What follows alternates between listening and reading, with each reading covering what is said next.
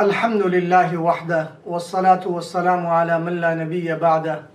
اما بعد فاعوذ بالله من الشیطان الرجیم. به نام خدای بخشنده و مهربان. سورت یاسین جزء 23 ادامه سورت یاسین است، چون یاسین یکی از حروف مقطعات جمع مقطعتون که قطع یعنی یا و سین تنها خونده میشه. دارای فضائل زیادی هست. به نص قطعی اثبات نبوت شده انک لمن المرسلین. قصه ستا از مرسلین رو خداوند متعال اینجا ذکر کرده. واضرب لهم مثلا اصحاب القرية اذ جاءها المرسلون. مثال اون قریه رو زده وقتی پیغمبرها براش اومدن. 2 نفر در شهر فعلی که در انطاکیه است، طرف حتای، حبیب نجار در اونجا دفن است. در اصلش اسمش حبیب ابن اسماعیل بوده، این نجار بوده. و رسول اونجایی که اومده بودن 3 نفر، صادق و صدوق و شلوم یا شمعون مینامن اون رو و هستن اونجا. بعد خداوند متعال 2 تا رو که فرستاده بود اونا نافرمانی رو بیشتر کردن. 3 آمد. بعد از اون حبیب چون ایمانش را مخفی نگه داشته بود و داعی بود، از و جاء رجل من اقصى المدینه یسعى، از بالای از آخر اون قریه اومد به طرف پایین، برای قوم در وسط شهر صدا کرد که یا قوم اتبعوا المرسلین. رحیمانه مشفقانه دعوت خود را شروع کرد. و ما لی لا اعبد الذی فطرنی و الیه ترجعون اتخذ من دونه آلهه. خب قوم نافرمانی کردن و قبول نکردن و او را زدن و شهیدش کردن و به پا لغتش کردن، طوری زدن که حد و حدود نداشت. بعد از این خب جان داد در زیر شکنجه و الله جل شانه بشارت جنت را برای اون داد که قیل ادخل الجنه. در جنت داخل شدن این نیست که داخل شد، بلکه و ابشروا بالجنه التي کنتم توعدون. این یک بشارت است که خدا نشان میدهد مناظر جنت را. و اون تمنا کرد چون داعی بود و سوخت دل داشت به خاطر اینکه اینا هدایت بشن. قال یا لیت قومی یعلمون. کاش که اینها میدانستن که من را زدن و کشتن اشکال نداره، ولی کاش که اینا ایمان می آوردن. وقتی این نعمت ها را دید، همچنان امروز هم اهل حق یا علما وقتی اونا دفاع از حق میکنن کشته میشن. دفاع از قانون، از اصول انبیا، از توحید میکنن، از توحید در الوهیت، در ربوبیت و همچنان در اسماء و صفات، یا توحید در حکم که خیلی مهمترین از نکته ها در توحید است که اون توحید در حکم است که حکم باید از آن الله باشد. علما وقتی این صحبت را میکنن شهید میشن و بارها میبینیم سر منبر، در مسجد، در راه اینا رو شهید میکنن. اینا قاتلین حشرشون با همون انسانایی میشن که حبیب نجار را و رجل مؤمن من آل فرعون را شهید کرده بودن. اینا همچنان حشرشون با همون کفار و با همون مشرکین میشه که اونا نائبین بر حق انبیا را اینا شهید میکنن. بعد از این خداوند متعال بر این قوم عذاب گوناگونی نازل کرد و خیلی سخت. و ما انزلنا على قومه من بعده من جند من السماء ان كانت الا صيحه واحده. با یک چیغ فرشته ها چنان حالتی بر سر اینا آمد که سرشان منفجر شد و تکه تکه شدن. دلایل قدرت را خداوند متعال بعد از این ذکر می کند که والشمس تجری لمستقر لها ذلك تقدیر العزیز العلیم والقمر قدرناه. تمام قدرت های خداوند متعال است. کل فی فلکی یسبحون. و بعد جلوتر الله جل شانه اونهایی که مجرمین هستند الیوم نختم علی افواههم و تکلمنا ایدیهم و تشهد ارجلهم بما كانوا یکسبون. این نیست که فقط اینا بگن که نه ما اشتباه نکردیم، ما غلط نکردیم. الله این دهانها را میبندد. اون زمان دست و پاها صحبت میکنن و حقیقت ظاهر میشود و الله جدا میکند اینها را. و امتازوا اليوم ایها المجرمون، ای مجرمان یک طرف شوید و الله قادر است بر این. اعتراض مشرکین بوده که عمرو عاص بن نوائل یکی از سرکرده های مشرکین بودن، این مسخره میکرد. اومد یک روز استخوان پوسیده را از زمین گرفت و آن را آرد کرد، لهش کرد و بعد برای پیغمبر صلی الله علیه و سلم جلو کرد که این پوسیده را، این استخوان پوسیده را یا استخوانی که در دست من پودر شده، این را کی میتواند زنده بکند؟ الله جل شانه فرمود که برایش بگو قل یحییها الذی انشأها اول مره. اون خدا همینطوری که بوده برش میگرداند و اون قادر است بر این و هر کاری الله کرده میتواند. بعد از این خداوند متعال سوره صافات اینجا ذکر می شود که سوره صافات مکی است و باز هم امون اساس توحید و رسالت و قیامت است. سه قسم فرشته ها اینجا خداوند متعال ذکر کردن: والصافات صفا فالزاجرات زجرا فالتالیات ذکرا. اونایی که یاد خدا را میکنن و اونایی که شیاطین را میزنن و اونایی که بر صف ایستاده هستند برای امر خداوند متعال. مشرکین میگفتن نه، یا بعضی از مشرکین عبادت فرشته ها رو البته میکردن و بعضی ها این رو دختران خدا میخواندن. الله جل شانه همه اینها را رد کرد که نه، این چنین چیز نیست، اینا مخلوقات من هستند. ذکر بهشتی ها را خداوند متعال اینجا کرده: اولئک، برای این بهشتی ها که فرمان برداری را میکنن، لهم رزق معلوم، رزق معین و تعیین شده و وعده شده برای اونها هست. و اونایی که جهنمی هستند الله میفرماید: اذلک خیر نزلا ام شجرة الزقوم انا جعلناها فتنة للظالمین انها شجرة تخرج في اصل الجحیم طلعها كأنه رؤوس الشیاطین فانهم لآکلون منها فمالئون من البطون. این زقوم که بدترین یک غذایی است و آلوده است و گندیده است و بودار است، این را برای اینها میدهد و شکمها را از اینها پر میکند. این خیلی حالت سختی است برای اونها در روز قیامت برای مجرمین. قصه نوح علیه السلام، ابراهیم علیه السلام، موسی علیه السلام، هارون علیه السلام، لوط علیه السلام، یونس علیه السلام، اینا همه را خداوند متعال اینجا ذکر میکند. بعد از نافرمانی قوم نوح را خداوند متعال همه را هلاک کردن. 950 سال قوم را دعوت داد ولی قوم قبول نکردن. خداوند متعال بعد از طوفان از سه پسر نسل اون را جلو برد. یک پسر که هلاک شد، سام و حام و یافث.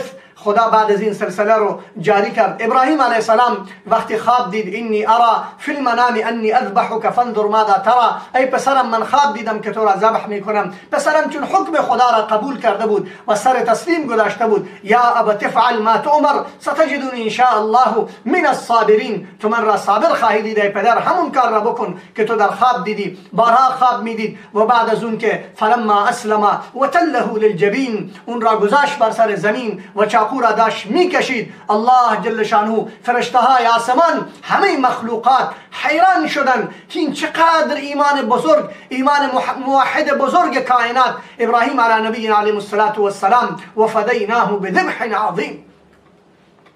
این را ذبح عظیم خداوند متعال خواند. بعد از اون یونس علیه السلام قصهش را میارد که بعثت وی به قریه نینوا، به یک قریه خداوند متعال او را فرستاد. اذ ابق الى الفلك المشحون، قوم را گذاشت و رفت. نافرمان بودن، قبول نمیکردن و اونا را وعده داد که بعد از 3 روز بر سر شما عذاب میاد. آثار عذاب رو دیدن الا قوم یونس لما آمنو. وقتی اینا ایمان آوردن خدا دعای اینا را قبول کرد و عذاب را دور کرد و بعد اون را به شکم حوت رفت و اونجا هم در کشتی سوار شد و بعد از کشتی هم که اونجا بار زیاد بودن و بعد از اون که میخواستن یک نفر را بیرون بیاندازن، اون کسی که از بادرش فرار کرده بود که همین غلام بود و بالاخره خدا فرار کرده بود، در ظاهر همین بود دیگه، اون را انداختن به دریا و ماهی خورد و بعد از ماهی فی ظلمات ثلاث، در تاریکی ها اونجا ماند. فلولا انه کان من المسبحین، الله میفرماید این از تسبیح کنندگان بود، اگر نبود و تسبیح را اونجا نمیخواند خداوند متعال لبث فی بطنه لا یوم یبعثون، این را همونجا میگذاشت.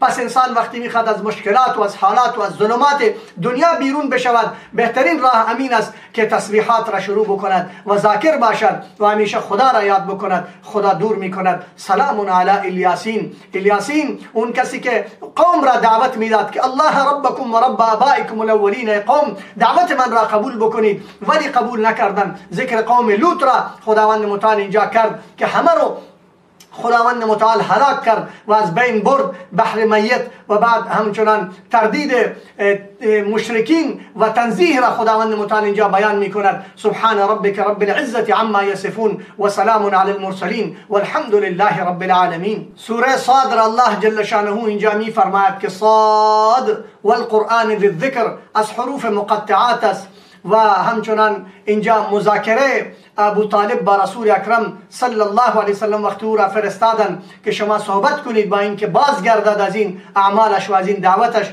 ولی ناکام شدن. اینا تعجب کردن که اجعل الالهه اله واحده ان هذا لشیء عجاب، ما همه خداها را بگذاریم فقط یک خدا را بگیریم، این که هیچ وقت نمی شود. و بعد از این جلوتر خداوند متعال ذکر داوود علیه السلام را می کند و هل اتاک نبأ الخصم اذ تصوروا المحراب اذ دخلوا على داوود ففزع منهم. اینجا دو 2 نفر آمدن پیش داوود علیه السلام و اونها مشکلی داشتن و وقتی که داخل شدن که میخواستن از داوود علیه السلام بپرسد، فهمید که اینا از طرف من جانب الله هستند و این در حالی که خوف زده هم شد، ولی چون فهمید از طرف الله است و این امتحان است درباره کدوم لغزشی که از من شده است، اینجا فاستغفر ربه، مغفرت خواست از خداوند متعال و امتحان را فهمید. الله می فرماید فغفرنا له، من او را مغفرت کردم. و داوود کسی بود علیه السلام که انا سخرنا الجبال معه یسبحن بالعشی والاشراق والطیر محشورا وشددنا ملکه،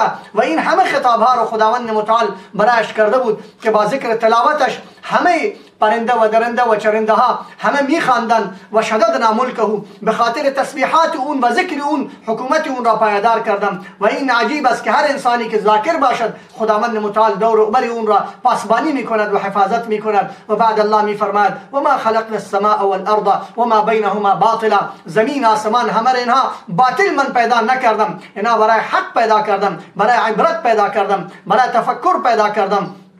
و بعد از این خداوند متعال ذکر قصه سلیمان علیه السلام را می کند که عرض علیه بالعشی الصافنات الجیاد، اسبهای خیلی خوبی را برایشون آوردن که اینا رو برای جهاد پرورش داده بود و برای جنگ پرورش داده بود. بعد از این که با اسبها مشغول شد، یکی از روزها نماز عصرش قضا شد و بعد از قضا شدن نماز خیلی ناراحت شد، تمام اسبها را خواست و همه را قربان کرد و ذبح کرد آنها را به خاطر الله.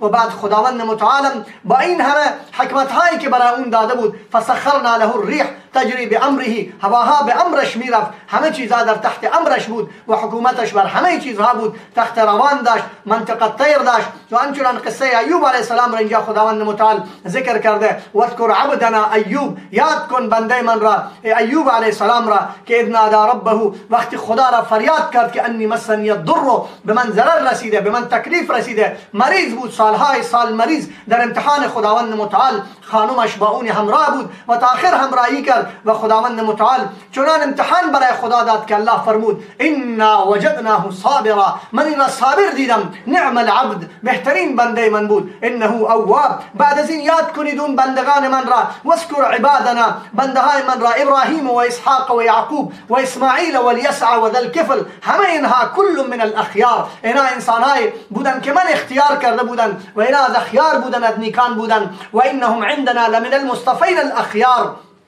اینا چیده شده بودن، اینا برگزیده شده بودن در نزد خداوند متعال. و ان للمتقین لحسن مآب، جلو الله می فرماید برای متقین بهترین جا هست که جلو می آیند در آغوش رحمت های الهی و در جنت های خداوند متعال. اعتراض می کنند که انبیا از کسی می خواستن، نه نمی خواستن، اونها از الله می خواستن، اما از خودی ها می خواستن، از غیر نمی خواستن. مثل امروز ما وقتی دست دراز می کنیم برای مسجد، برای مدرسه، یا برای کار دین یا برای کار خیر، از اهل خود می خواهیم، از اهل دین میخوایم. از اونایی که بی دین هستن، کدام مولایی رفته پیش کافر گفته مسجد من درست میشه، تو مسجد من را آباد بکن؟ این کار را رسول الله کرده، این کار را ما هم میکنیم و اونا از غیر نمیخواستن. بعد از این خداوند متعال ذکر قصه آدم علیه السلام را با ملائکه ها و با شیطان که اون وعده کرده بود که من همه رو اغوا میکنم، و خداوند متعال عباد مخلصین را از اون نجات داد. و اعتراض میکنن که خداوند متعال بعد از این که روی آدم علیه السلام این اعتراض می شود که اون گناه کرده بود، نه گناه نبود، البته اون خطا هم نبود، لغزشی بود، بلکه در قانون الله جل شانه یک چیز طی شده بود،